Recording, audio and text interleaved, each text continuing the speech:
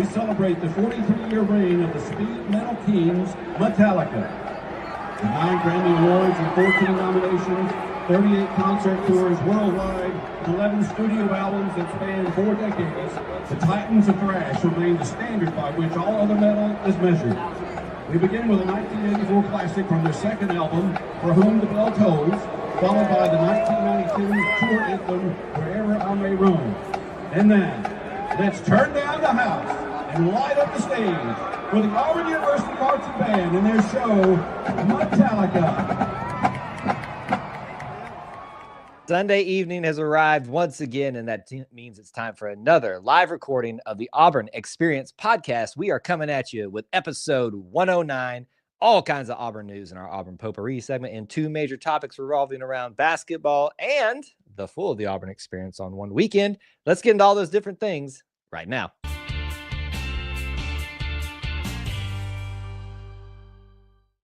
David Housel described it best. We are living the whole of the Auburn Experience. You can quantify it, you can qualify it through a variety of methods, time, people, places, and things. But at its heart and at its core, the Auburn Experience is all about Auburn sports, Auburn culture, and Auburn family stuff. An easier way to say it, if it's orange and blue, it's what we do. So thank you so much for joining us in what we're going to do on episode 109 of the flagship show of everything we do here at E2C Network, the Auburn Experience podcast. I'm your one of your co-hosts, Kyle, and alongside me, as always, the best co-host in the land, Mr. Austin Scott. Welcome back, sir. Thank you. Episode 109. I bet you didn't think we'd ever be able to dedicate an episode to somebody ever again now that we've triple digits. Ooh, Chris Davis ran it back 109 yards, and I will never forget it. When you said episode 1, I did not plan that. When you said episode 109, I was like, oh, I know what that is. I'm going to be honest. I know we didn't stay up to date with all of naming it after a person's number. It was hard to do it at times, but I was thinking, I was like, is there a way that we could make this work? And somehow, some way, my co-host lived up to his billing and pulled it off. 109 yards in honor of Rod Bramblett. And man, you got me just reminiscing about everything this week. There were some anniversaries this week too, and all that kind of stuff. 109. There you go. It's dedicated to the Kick Six. There you go. I'm sure the Bama fans that stalk and come into certain Auburn forums and see this will continue to show us they live rent-free when they comment on this. All right. Episode 109. So much to talk about. In fact, a lot of what we're going to talk about in this show began even right after we ended 108. So let's not waste any time before we get into our main topics. Let's dive into Auburn potpourri, all the other Auburn news, and we're going to leave some stuff out this week that we need to touch on before we get into things. The very first thing that I have on tap for you, Austin, is did you get any snow this week with all the? Gosh, no, there was no snow. There was hardly any ice, but there was a wintry mixed precipitation. Mm-hmm. It qualified us for Governor Ivey's state of emergency. So schools were out, but no snow in Auburn, sadly. It looks like maybe toward the end of January, maybe we'll get lucky.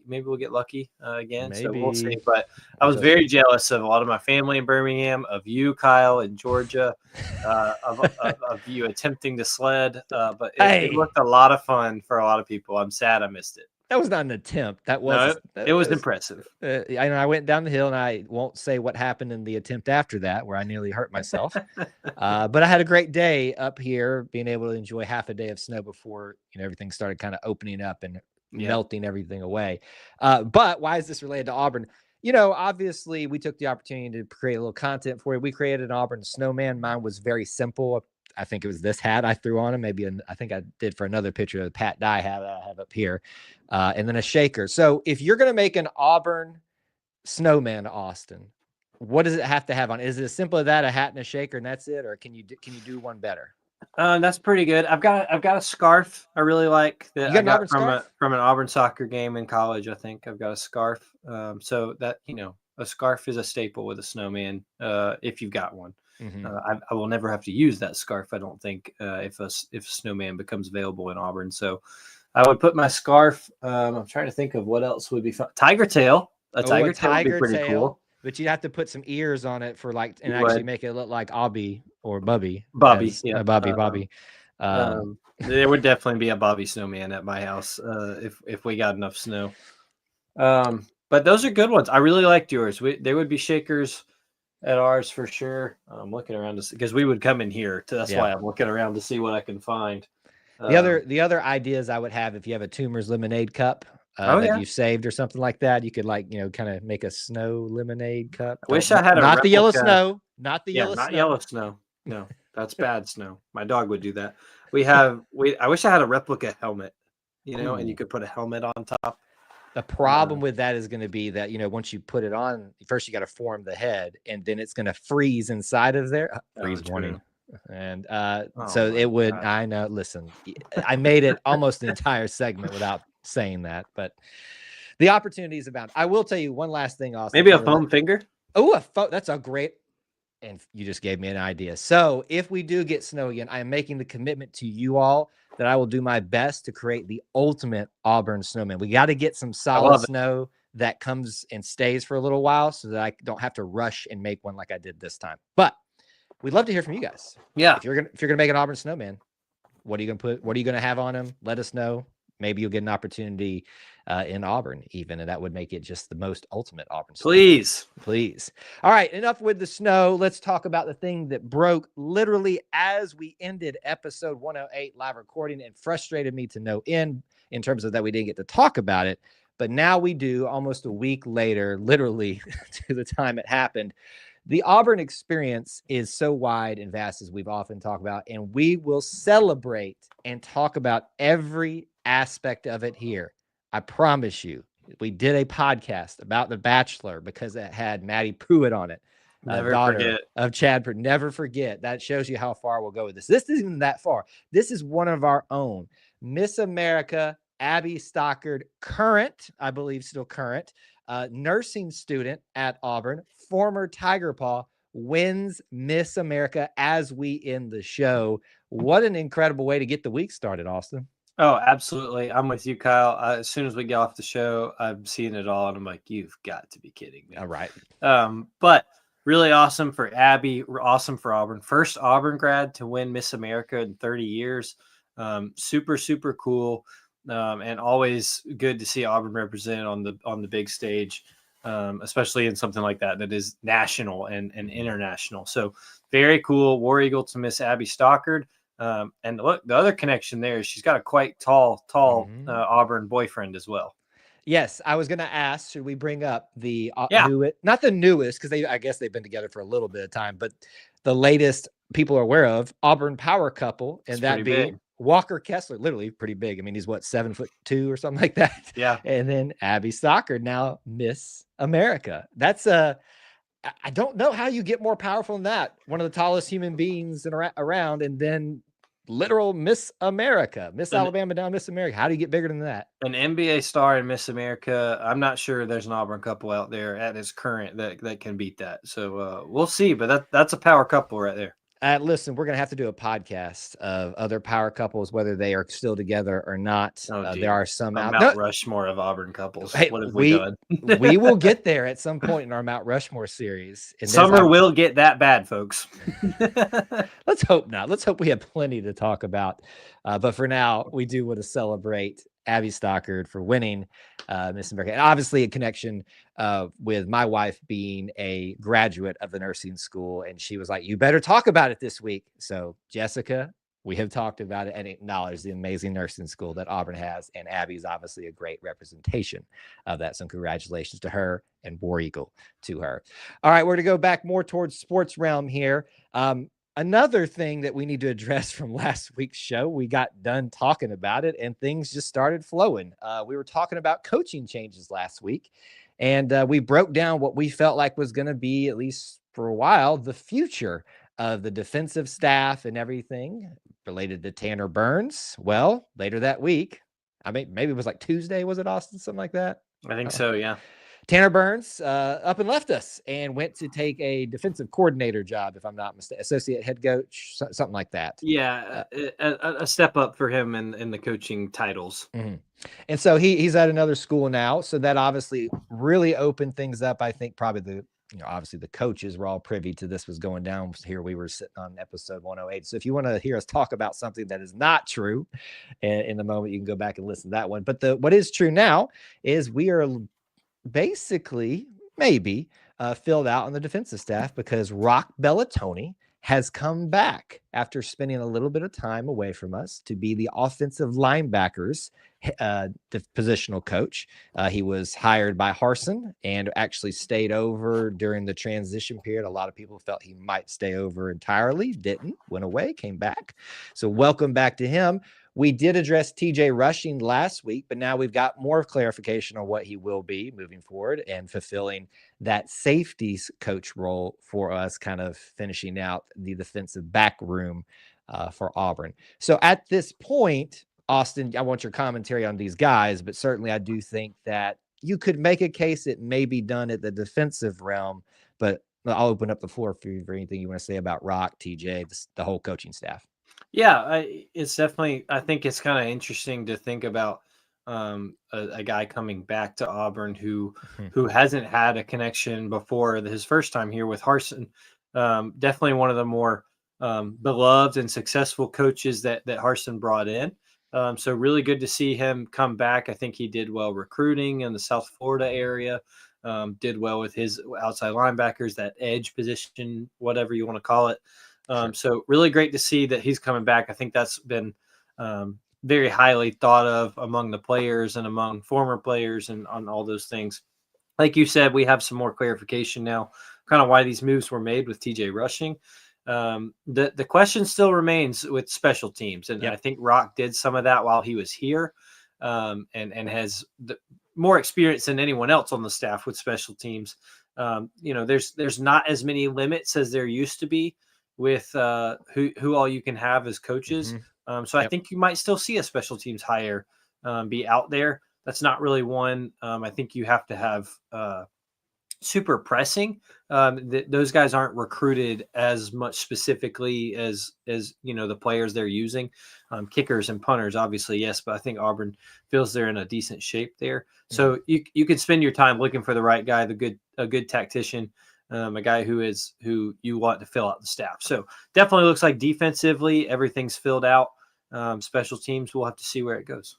Yep. So obviously it feels like for now the coaching staff cycle, which wasn't really that active for Auburn, just kind of got a little bit confusing at times, clearly from last episode for us, but has been figured out. But welcoming back Rock, he seemed to enjoy his time at Auburn last time, and I know a lot of people, players and fans, liked having him. So round two, we're not strangers to that. Wesley McGriff has been around a couple times to Auburn and made a success out of it. So certainly it can be done. Welcome back, Coach Brock.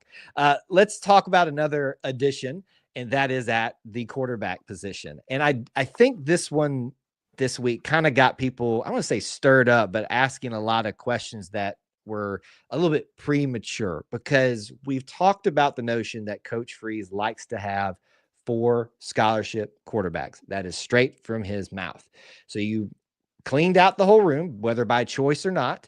You've got now Jackson Arnold coming in from Oklahoma, Deuce Knight out of the high school ranks, and then you add Ashton Daniels from Stanford. We've broken that down. You can go see our commentary on that. I think there's even shorter clips out there on YouTube if you want to get just the gist of that from former episodes.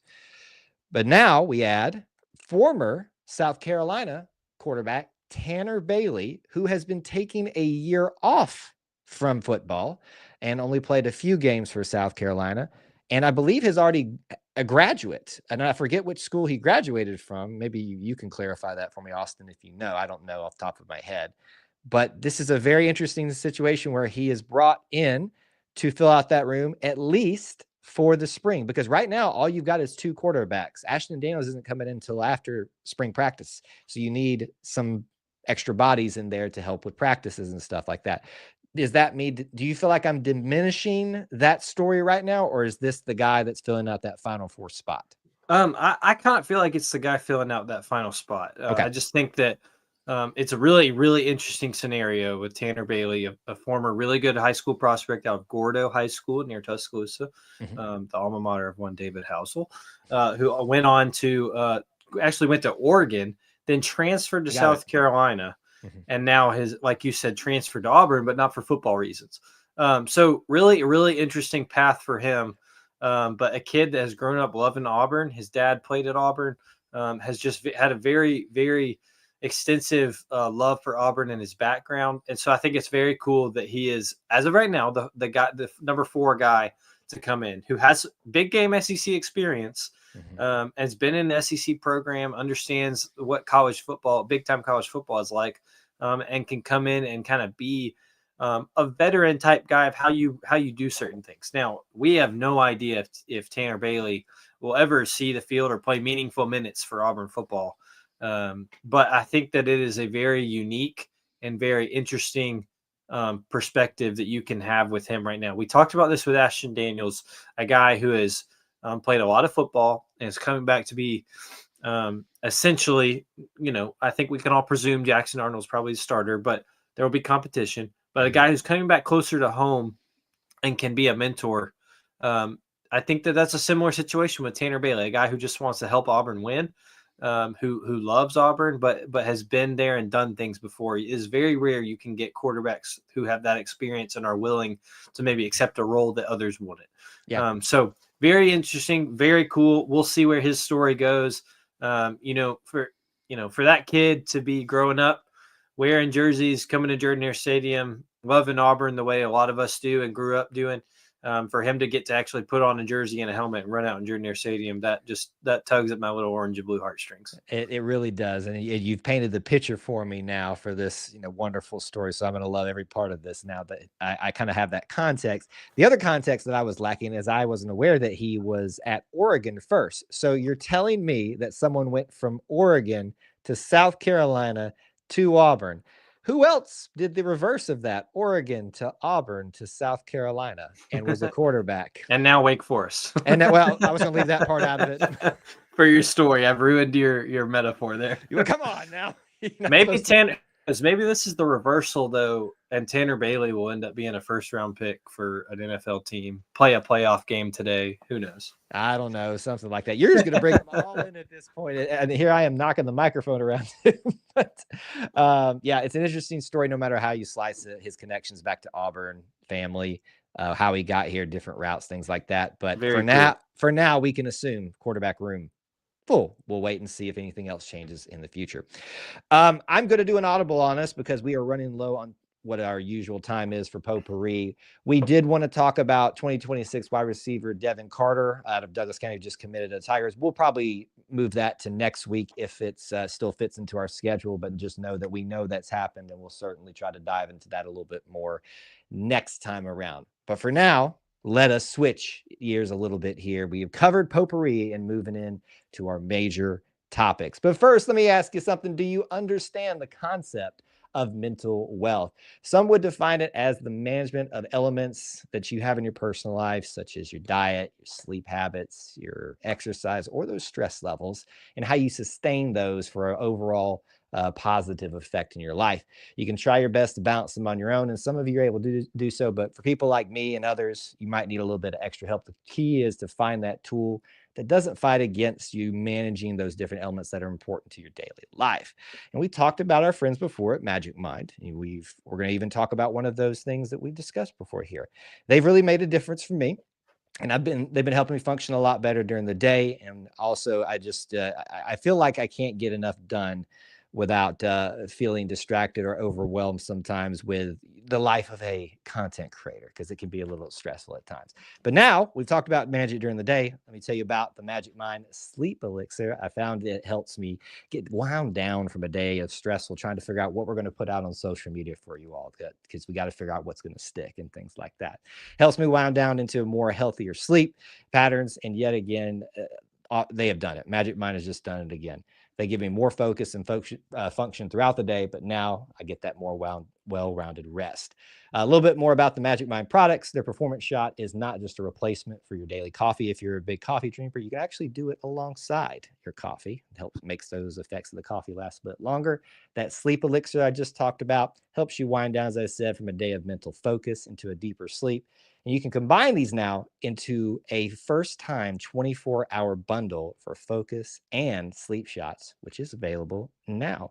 Get 45% off of that bundle the Magic Mind bundle with our link, magicmind.com/theauburnjan. Once again, that is 45% off the Magic Mind bundle with our link, magicmind.com/theauburnjan. If you're ready to give it a try and invest in your mental wealth and resilience for 2025, make sure you check out Magic Mind products. First major topic tonight, Austin. We are going to do what we typically do here during this time of year and do a little bit of focus on basketball. The week that was in Auburn basketball. What a week. We talk about roller coasters, Austin, a lot in the Auburn Experience. And I think this week right here, you need nothing else just to signify what it's like to be an Auburn fan. Sheer elation, moments of celebration, and sheer disaster and dreading of what might be if the worst happens. So we're going to take you step by step through it. Just as a quick summary, Auburn had 2 big wins. Both got a little bit interesting at the end. Texas did. South Carolina gave us all we could stand, both on the road. There was a big milestone reach for Coach Bruce Pearl. And then we do have an injury, which right now seems to have as a best outcome as possibly could for Janai Broome. We're going to touch on all those different things, but let's walk through it chronologically, Austin. Just recounting that has made me kind of have a little PTSD from this week. Texas. Did you think we were going to get off to the good start that we did against Texas in the first SEC game? I thought that it was impressive to me. But I feel like, and I think you put this out, if you're not sure that the SEC, and especially playing on the road in the SEC, is not a gauntlet, the Texas game should have proved that to you. The South Carolina game should have proved that to you as well. But I was surprised to see us start out so well. I don't know if that got to us ourselves as the team went on, but that was going to be a fight. And just like I think every SEC road game and home game will be a fight this season, they're going to be down to the bitter end, and you got to be thankful for which ones you come out on top of. Mm-hmm. Yeah, it's wild watching how strong the SEC is this year. And I keep trying to tell people this, and it fascinates me that some people don't still grasp this, because I saw it all the week leading up to Texas and leading up to South Carolina. The Auburn's just going to roll over. And I'm like, roll over these people. I'm like, it's not going to happen that way. Mm-mm. Trust me on this. If you know nothing else, know that the Auburn Experience is a roller coaster ride. That in and of itself should tell you this is not going to be easy. But coming into Texas, obviously probably one of the teams that hasn't done as much as maybe some people expected them yet, but still showed you that you're probably catching them at one of the best times to catch them. If they get some things together, they could be a little bit more formidable as things go down the line. Certainly it is frustrating, Austin, to watch what was a very easy win in about the final 5 minutes of the game get erased. Do you think it was what was about to happen should the Tigers win that kind of got in their heads, or was it just that Texas responded? What do you think? I think it was more a Texas response probably. And I think you have to admit that if this Auburn team has a kryptonite, it is not being able to close out a game against a talented opponent super strongly. Like, keep maintaining the lead they have, or maintaining it enough to where it's a healthy margin. They have tended to allow talented teams to kind of come back on them a bit. And I think that's what you saw with the Texas game.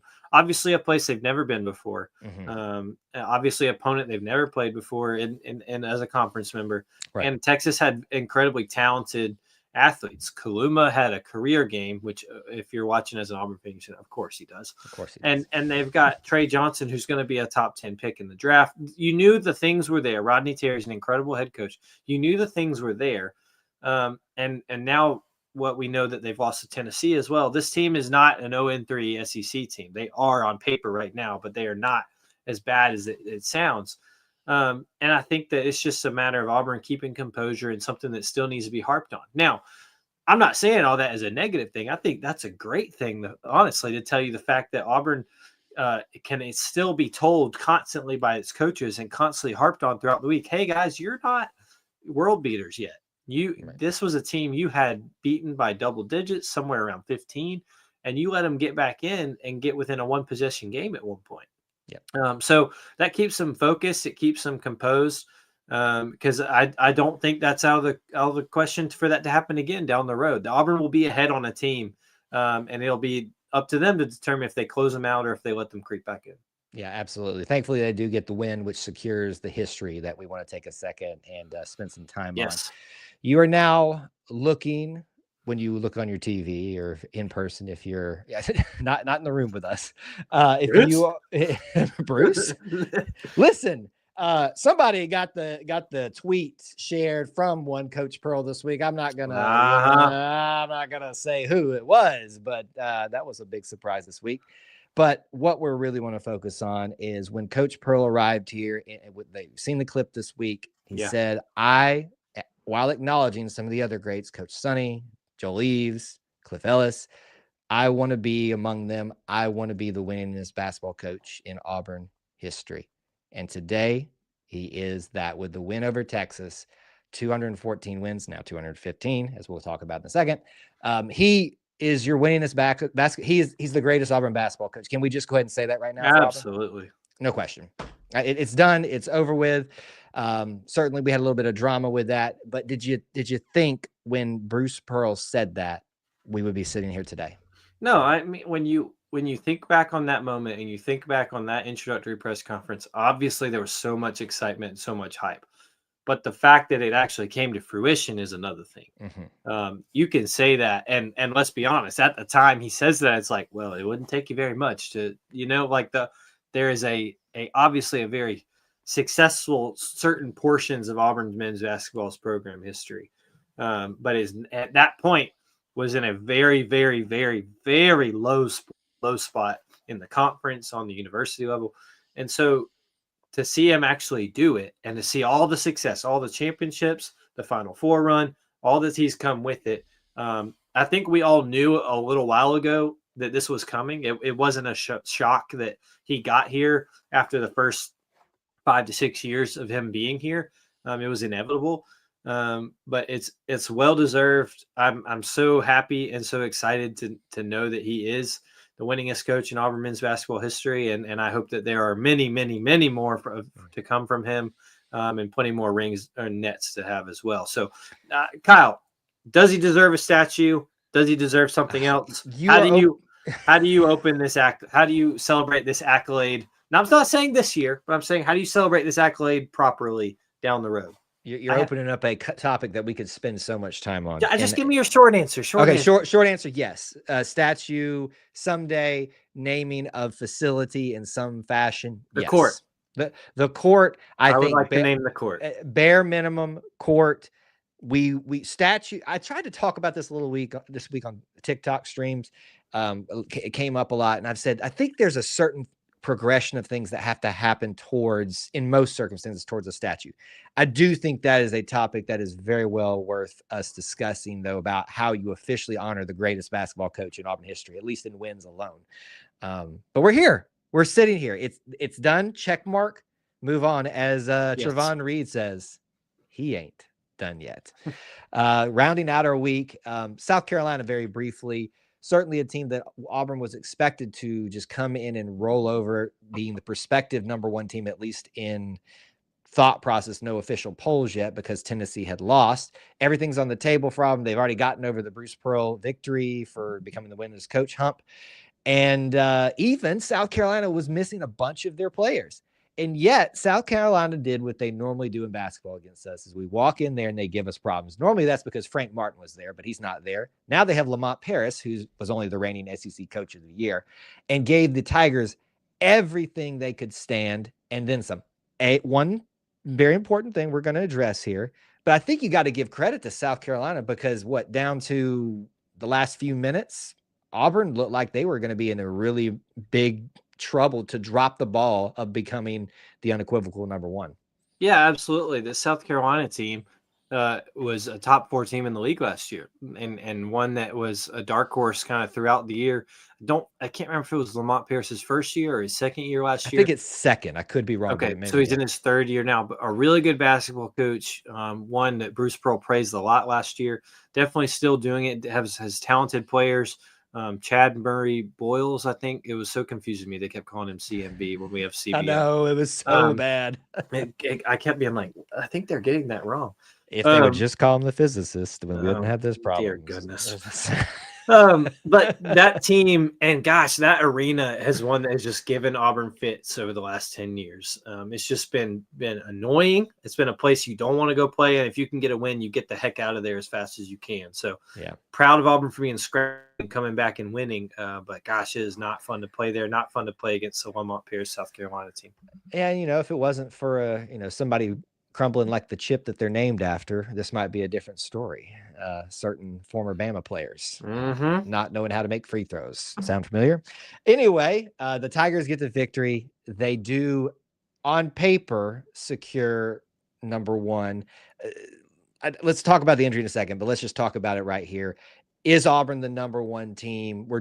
Obviously we're talking about this the night before the polls come out. Is there any case where you can make Auburn's not the number one team for anybody? Well, I would say no, but I've seen the AP mess it up before. So when you look at the fact that Tennessee lost this week and Auburn didn't, you would think it'd be shoo-in.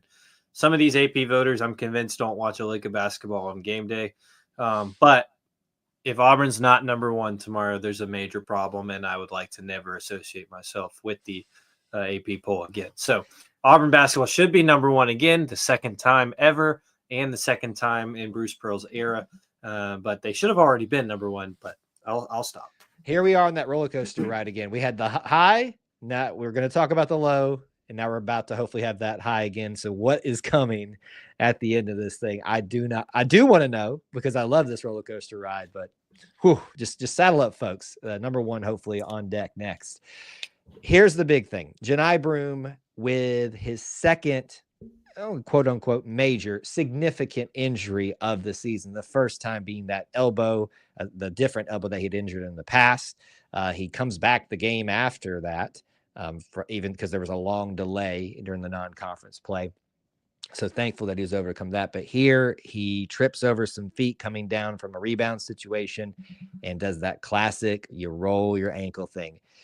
I can't watch these things, Austin. Like, I've had so many rolled ankle injuries from playing basketball all my years. It's just, I cringe every time. And I was begging E2C Network, please stop showing it. I get it didn't break, but please stop showing it. Please stop showing that agony on Johni Broome's face. The shoulder situation was bad, but this one was that immediate, just I'm in pain, and you had to feel bad for Johni. Yeah, absolutely. And like you said, it wasn't a break, but we didn't know at that point. Right. And so I was surprised they showed it as many times as they did. But like you said, I got worrisome when I saw his reaction and that kind of, my foot doesn't look like it's supposed to look, kind of worry. And obviously we weren't privy to what all he was thinking or what we could have the best angle at it. But definitely one of those. Or the second time, I guess, this season, and feeling we're like, did we just lose our guy?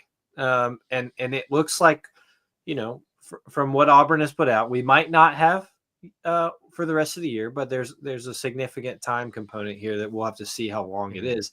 Yep. But I think it was an official ankle sprain. I have the official statement. Yeah, this is the official from the SID for men's basketball. Auburn senior All-American Johni Broome underwent an MRI this morning which revealed a non-surgical ankle sprain. Others have reported via their sources that was confirmed a low ankle sprain, which is the better of that. Yes. High ankle sprains usually are worse, require recovery. Low ankle sprains are pretty bad too. Personal experience here, but we're talking about games as opposed to, I think, weeks, month. Now, this is the second this year injury that he has had. I would much rather they take it slow with Johni. They didn't last time, and it worked out. So I'm not going to question the staff or anything like that. But this ankle injury we got to have this guy ready to go. Yeah, I'm worried for him. I agree. I think that this is going to be something that they understand just how big ankles are for big guys, especially. Not to say a shoulder or elbow is not, but it's a different world when you're messing with, or you're talking about something you have to, he's running up and down the court. Sure. If it were me, and I have no medical background at all whatsoever, my sister and my father have that in the family, and they're far better than I am. Far smarter than I am too. If it were me, I'm saying let's just hold out until February 15th in Tuscaloosa. That's a whole month. Wow. I recognize that's a long time, but I think with these ankle sprains, from what I understand, there's so much importance placed on the rehab and recovery, how aggressive he can be with that. Now, we all know the competitor Janai Broom is, and we know that he wants to be back out on the court. Heck, he came back out physically on the court just to be a part of the final seconds. What a great shot. And for the prayer. Yeah. I loved it so much. And so I think that there's no one else who wants to be out there for Auburn and out there for his brothers than Janai Broom. But he definitely needs to make sure he's all right and all figured out. So if it's me, there's a tough slate coming up. There's a tough slate in the next month, but there's also, I think, high aspirations for this team to do things at Auburn where they love to say they want to make history, right? For Auburn to do. I would be crushed if it costs him National Player of the Year. But I think that there are big things on the horizon for this Auburn team, and a few games without him might not be the worst thing. Which is a great point. We all know how deep this team is, and they pride themselves on that. But at this point, people are going to have to step up to replace an All-American presumed National Player of the Year at this time is not going to be easy. So for Dylan Cardwell, Chaney Johnson, Jaheim Hudson, those guys are going to be tested against some major competition here over the next couple of weeks without him. If you want to shut down all detractors about whether Auburn is worthy of the #1 spot, and they're going to take a loss, folks. Like, you need to go ahead and prepare yourself. This whether with or without him, with or without. So that's going to come, and that conversation is going to continue throughout the year.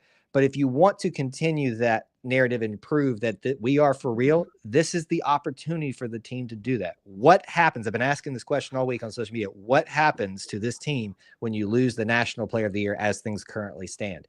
What happens to this basketball team? They answered test #1, being already down to South Carolina at their place with all the momentum that they had and losing him. They passed that test. Can they continue to do that? Only time will tell. But that's a good thing about a whole season. You play it out and you get the full narrative and you don't just react to one instant. But for now, Janai got about the best prognosis we could expect or hope for based on what we saw. And we'll continue to monitor and update you guys as updates come. But good luck to the team in the meantime. Yes.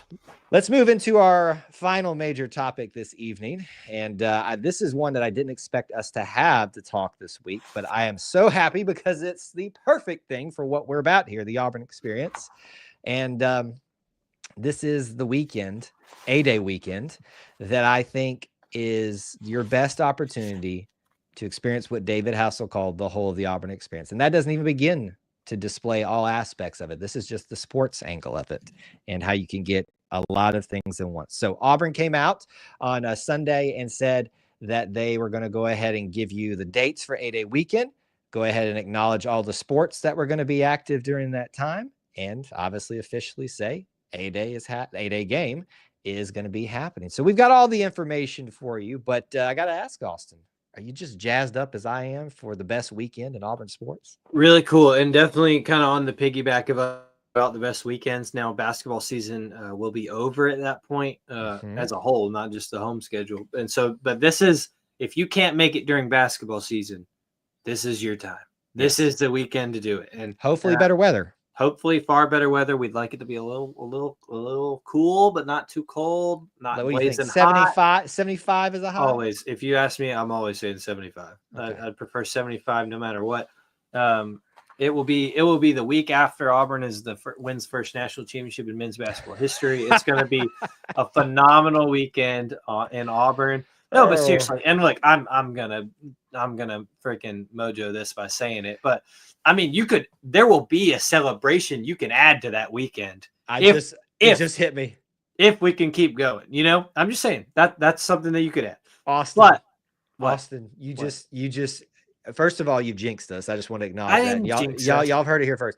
But can we just play the what if? Let's say Auburn does win a national championship. Can you have picked a better layout for the weekend to also have a celebration of that on campus? You want a bold prediction? Go ahead.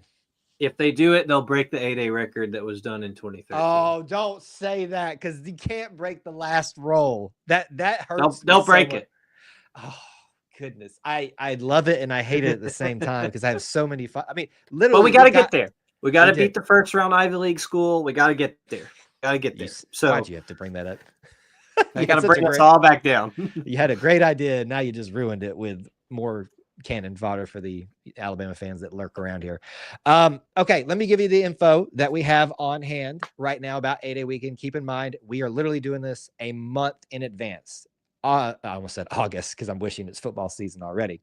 No, your official weekend dates for A-Day are as follows. That is going to be April the 11th through April the 13th. That is a Friday to a Sunday, as it traditionally is.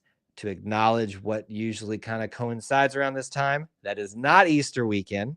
It is Palm Sunday weekend, but it will be the Masters weekend. So just want to give you guys the heads up on that. I know that's a big deal for some of y'all. I don't understand why, but hey, shout out to the Auburn men's golf team and women's golf team. I know it's important to them.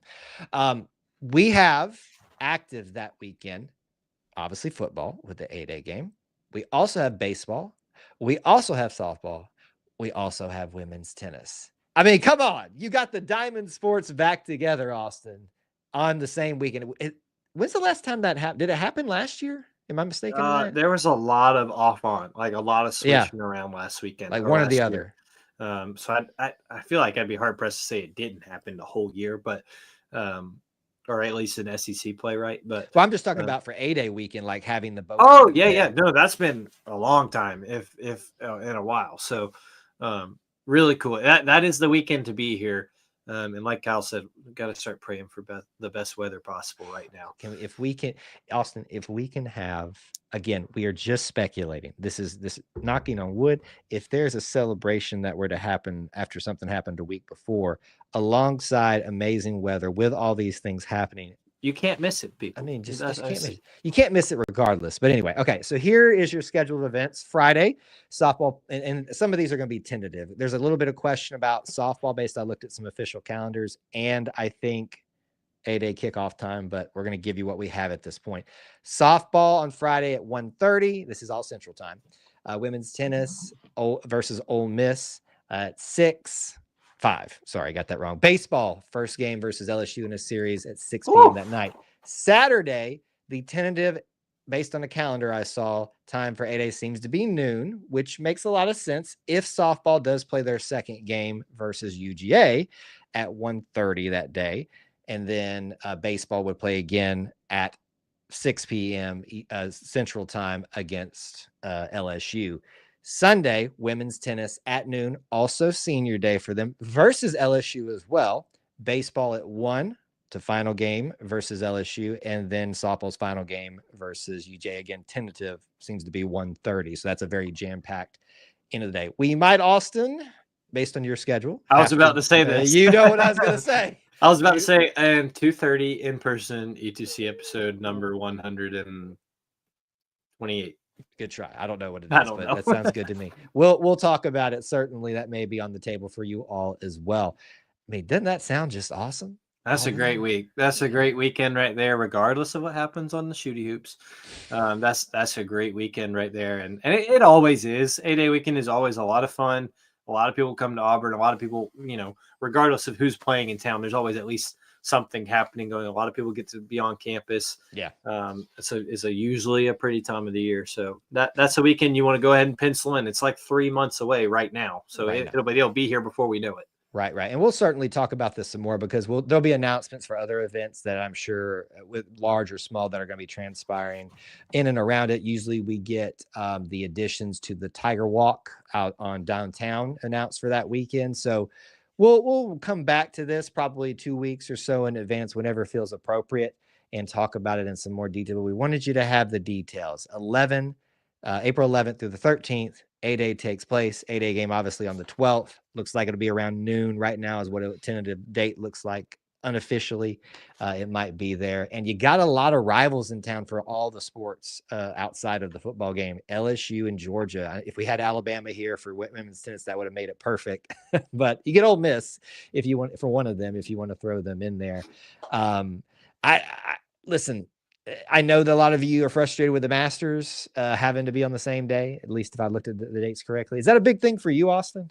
Like, Look, I will have it on. Like if I'm at home, it's just Yeah. one of those things. I'm a sports junkie enough that I like to know what's going on. I really don't even pay attention to it until like Sunday.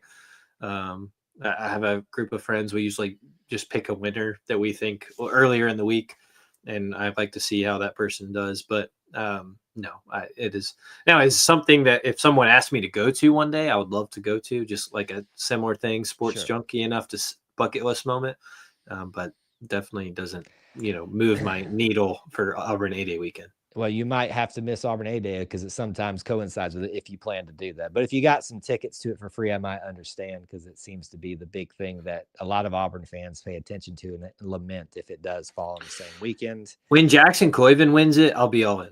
Hey, if we can relate it back to that, the Auburn Experience will definitely do that. Here's a great idea. I want to see tailgates similar to game day. Why not have a tailgate and watch the Masters before and after that and make it a big thing in Auburn? Like, let's get this going. I'm telling you right now, folks, I know I'm asking for a lot, but it would just do my little orange and blue heart so much good to see RVs out there, similar to maybe one of the smaller games during the football season, and have that throughout the weekend. Like, it would just be so awesome to see the Auburn family respond that way. If a certain event happens, we will definitely see that. But only time will tell. I want that for so many reasons, but for that might be in the top 5 reasons I want it. We just need to stop talking about it. Knock on wood. Knock on wood. Knock on wood. 8-day weekend. You have it set, and we look forward to going to that in the near future. Thank you all so much for hanging out with us for episode 109 of the Auburn Experience podcast. If you want to keep up with me, do so on X at Kyle Loomis 24, where you can watch sled videos and snowman videos and whatever else I feel like putting up there, shenanigans and things like that. Where can they find you, sir? Yeah, at Austin. There is no snow pictures, no snow videos. Probably won't be for quite some time. Kyle, I did want to ask you this one question. Did it snow while you were a student ever? Yes, and Okay. we should talk about that in more detail because it was an incredible snow day. It's going to get cold again here in like 2 weeks. So maybe if that happens again, if we get that, we'll talk about that. But it snowed while I was here too, and I thought about that a lot seeing everyone's videos. I don't think you had the snow day that I had. Incredible. No, I know what you had because I was stuck in high school, but I know exactly what you had. We just showed our age between each other right there. So anyway, thanks for hanging out. Until we talk to you again. War Eagle. War Eagle. All right, folks, that is episode 109. Thanks for sticking around with us. We are. Kyle, you remember how I told you there was something I felt like I was missing for potpourri? Oh no. It's very small. Very small. Okay. It has to do with both sides of my room here. But Garrett Cooper was signed to the Braves minor league team. I'm going to put a note.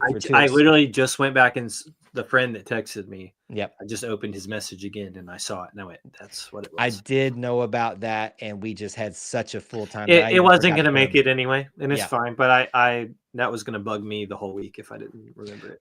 We will pencil that in to potentially talk about. It makes me happy to see Auburn guys making it back to the Braves. We've had Tim, we've had Josh Donaldson. I know I think Burkhalter is still. He's still. Yeah, Tommy John. But he's hopefully making his way up the system soon. So we'll talk about him on the next episode. But certainly, I'm glad that you brought that up and that you saw that too, because we're Braves guys here, and that's right. We love connecting the A's, so to speak, the non-mullet A's and all that kind of stuff. Non-mullet A. My co-branded hats are up there. They're perfectly in the middle of the room. How's the co-branded hats on the other side of the room? What? Do you have other branded hats on the other side of your room for your other stuff? Nothing. Over there, the shelf. The shelf. No, nothing on the shelf. There's no hats on the shelf. I haven't built a hat for the shelf yet. All right. Well, I threw him for a loop there, sir. Always welcome, and thanks for hanging out with us again for episode 109. Yes, thanks for having me, War Eagle. All right, War Eagle. All right, y'all are stuck with me for the rest of the show. Sorry. We have a Q&A time now that we're going to move into, so please do join in on the conversation here. Miss Angela, good to see you. Haven't seen you in a while, but thanks for hanging out with us this evening. Jump in, drop some comments, some questions. I will look back through the chat. Most of y'all know this, that we don't cover a lot of y'all's comments during the record because we're focusing on getting to the content. So apologies if that's a little confusing sometimes, but we're going to do some of that right now. But post anything that you'd like to talk about for our final few minutes together here in our Q&A time. While you're doing that, I want to give you a round out of stuff to think about for the upcoming week. I also want to put a bug in your ear to be thinking about the weekend, not this weekend, but the weekend after that. It's going to be a pretty big weekend in Auburn. I plan to be there. Hope some of you guys are going to come too. And we'll hopefully be doing some stuff for that. But for the week ahead, you guys need to think about these few things. I can no longer stall anymore while I try to find, there it is. Our first post-game show this week that we're going to have. These are all our scheduled events, live streams this week. Auburn versus Mississippi State, the first game likely without Janai Broom. Big one at home in Neville Arena. We'll do a post-game show right after that on Tuesday, so join us for that. The next night, Wednesday night, we will have Auburn Family Night, the live stream where you can take center stage and take the option to call in on the show. We'll talk about anything and everything Auburn. That's at 8 p.m. Eastern time. So please, please, please do join us for that. We want to continue to grow that show and grow that opportunity for you guys to take center stage within the Auburn Experience. From your calls, your comments, your questions, all the above, it's all fair game. So do that if you can. Also, post-game show for Georgia in Georgia, or at Georgia, I should say. I probably won't be at that game, but we'll do a post-game show for that all the same on Saturday. We always want to remind you of the links in our description, and I'm trying to do a better job of remembering to do this. I'll post them in the chat right now. It's in our description for our videos, but if you're ever interested in connecting, supporting what we do financially, any of that kind of stuff, there's the links available for you now, but you'll see on the screen right now, Alumni Hall, we're an affiliate of theirs. And if you go shop with Alumni Hall and go through this link, and I'm not going to explain how it all works essentially here, but if you buy something with them, you support them, a great Auburn company or company that works with Auburn stuff. And we're an affiliate of theirs. We get a kickback as well when you do that. So that's the way to do it. Just go through that link. Go there, look around, find yourself something that you want for the post-holiday season, support them and support us. Okay. Oop. That's all I guess I can show you. They're in the chat right now if you were interested for any of those links. All right. If I can get that off the screen, trying to do a few new things here and I'm out of my rhythm. What do you guys got? What do you want to talk about? Anything is fair game here. I just realized that my throat was getting real. I don't know if it came through on the show, but I've got like this soreness that's coming up here. Miss Angela, how is things going? If you're still here, I hope Zach's doing well wherever he's at. I can't remember. We do miss having him as part of the team. I would like to be acknowledged just once on the podcast. Stan, I know you're kidding, but I think you've been acknowledged plenty times. I tend to agree with this, Stan, although I had to watch the Masters for my golf class I took at Auburn as an elective and write a report on it. And I found an appreciation for it more than I thought I would. I also was playing golf a lot that year. So I had a better appreciation for it back then. Certainly if it's got an Auburn connection when Jason Duffner was a part of it, certainly that was a big thing as well. They're going to see the baseball team in Arlington for the baseball classic, going to the Shriners baseball classic next month in Arlington, and we are super excited to see the baseball team. That's awesome. Good to know that you guys will be out there. Jealous that you get to do some of those things out in Texas. There's a lot of opportunities, it feels like these days, to see Auburn in Texas, whether it's Texas A&M games or matches or meets with Texas A&M, Texas, Oklahoma is not super far away for some in Texas, not all. But then you've got things like that where they'll play classics or neutral site games with Houston. So there's a great opportunity for big Auburn clubs like in Houston stuff to get together and show out and show big.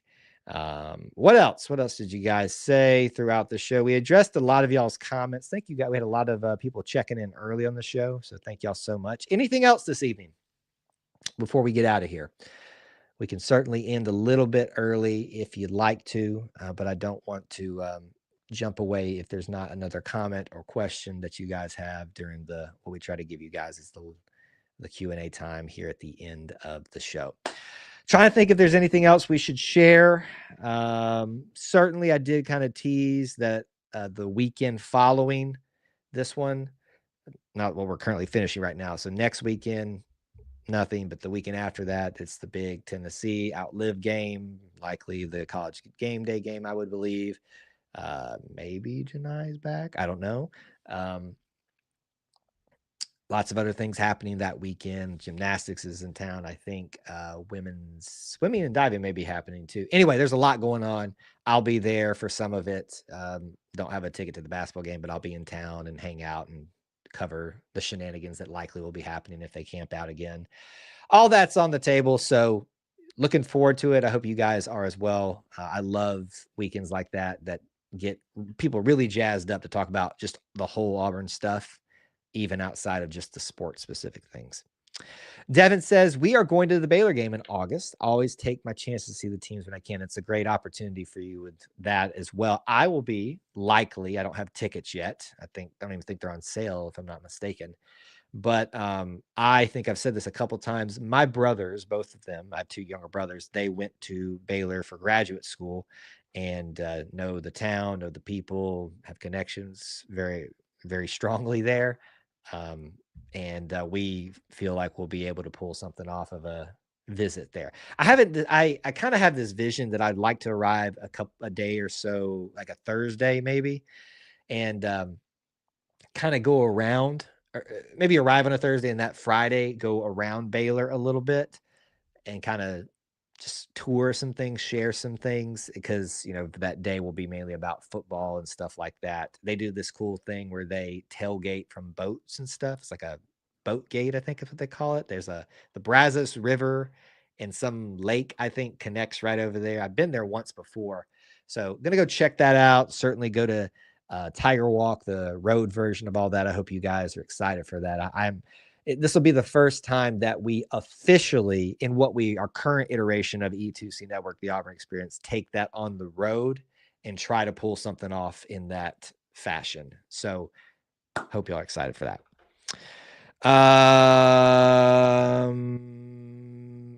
Desperado, you've got a lot of typos there, so I'm not really sure what you're trying to say there. So if you want to try that again, I can try to bring it up. Depending on the time of the game, we are thinking about tailgating and bringing some food. Please do. I'd love to see you and hang out a little bit. Certainly, I will be trying to work and share a lot of things, but I can try to find some time. It will be nice to see some friendly faces. And I know there'll be plenty. The Auburn family is very vast, as I said, in Texas. Houston's got a good contingency there, and then that's not a super far drive for them. I'm excited. I want to tell this to folks. I think this is going to be a very special year for Auburn. Now, when we talk about the year for Auburn, you can either talk about the athletic academic year, meaning what we're in the middle of right now, or the calendar year, like starting 2025 right now. I'm talking about the calendar year, not the academic athletic year. We've already had a great start with Bruce, Abby Stockard winning Miss America. There's been some, not so great stories that are pretty major as well. But, if Auburn can do something special for men's basketball, that would be incredible. A nice bounce back for baseball this year will be pretty special.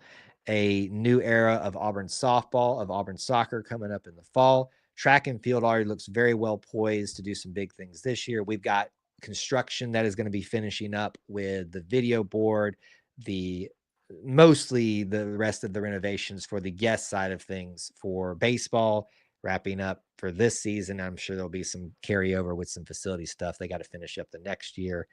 Academic buildings that are getting finished up. There's I feel like I'm leaving some very key things out here. There's just going to be a lot to look forward to this year, and I hope you guys are very excited, because I am. I think this is going to be one of the best Auburn years that I've been covering as a content creator in quite some time. Not the athletic academic year, and that may be as well, but the year 2025 is going to be a very fun Auburn football year, and I hope you guys are excited for it. Okay, I think that'll do it. Thanks for hanging out. We're right on time, actually. So appreciate you guys hanging out and spending some time with us on Sunday evenings. Please, please, please tell a friend, invite them to be here. Tell them you got to get here, be part of the show, experience it, and we'll continue to grow this little family within the Auburn family. We appreciate you guys so much. Austin and I do, and so many other people that help us out here. You guys are the best little family within the Auburn family. Until I talk to you again, War Eagle.